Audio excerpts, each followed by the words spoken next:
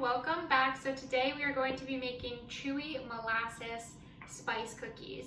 So these are going to be delicious and flavorful and pretty easy to make. So first we're going to combine our dry ingredients, which is 3 3/4 cup of all-purpose flour, and then we're also adding in a bunch of different spices. So we have clove, allspice, some fresh cracked black pepper, some ginger, some salt, and then also baking powder. So I'm going to put that into my flour and mix it together.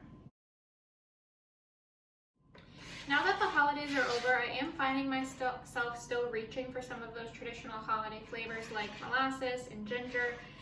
My thought is in January it is still fair game to cook some winter flavors.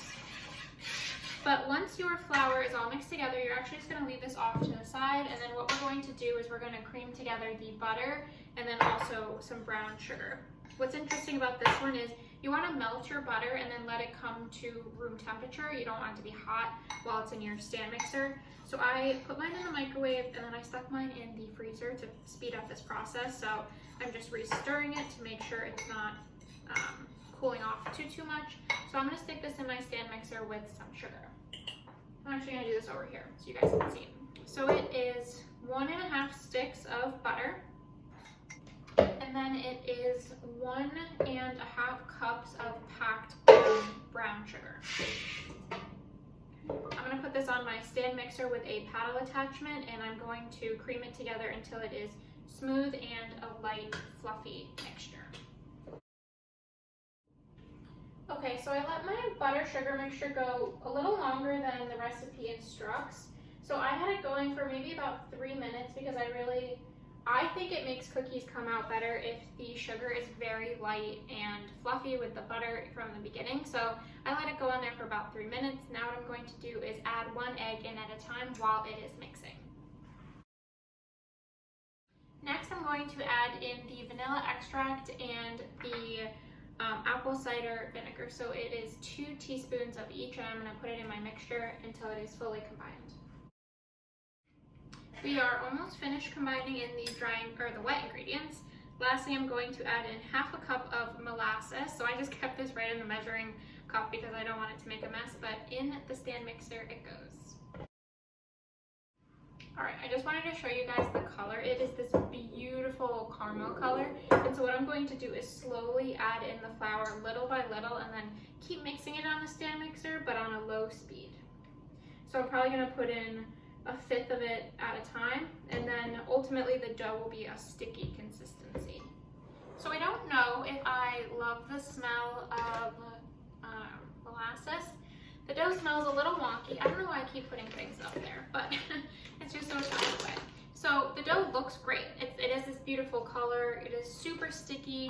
Smells a little weird just because of the molasses, because of the vinegar.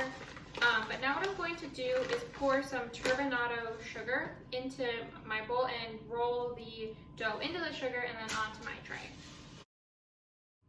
We are going to roll these out. So it's going to be about 1.25 inches. It is really sticky, so per usual what you're supposed to do is you are supposed to refrigerate the dough. I don't do that, you guys. It just takes too long. So it's like, I wish you could see. I'll just do this so you can see. It's like, looks like molasses. It's interesting. So I'm gonna see if I can do this without refrigerating it, but I'm going to coat each of them in the sugar, and hopefully that will prevent it from moving around too much. I'm just gonna make it a little ball and then set it on my tray. I think I'm gonna come back and squish them all down afterwards. So the dough is very, very, very sticky.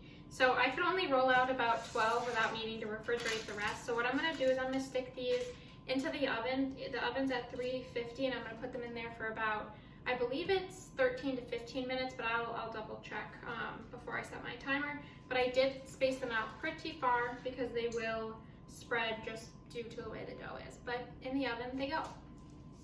Oh my gosh, these are some big cookies. Look at that. So they did spread, but they didn't hit each other. They look amazing. Now I gotta grab the other ones. They were on the bottom rack, so they were cooking a little longer. So the ones on the bottom did cook a little differently, but it's okay because the edges I could tell are still brown. I'm just using the back of this knife. Yep, okay. So they look great. I'm gonna let them definitely cool for a bit, and I'm gonna finish rolling out the other cookies and stick them in the oven. But thanks for joining me, everyone, and I will see you next time.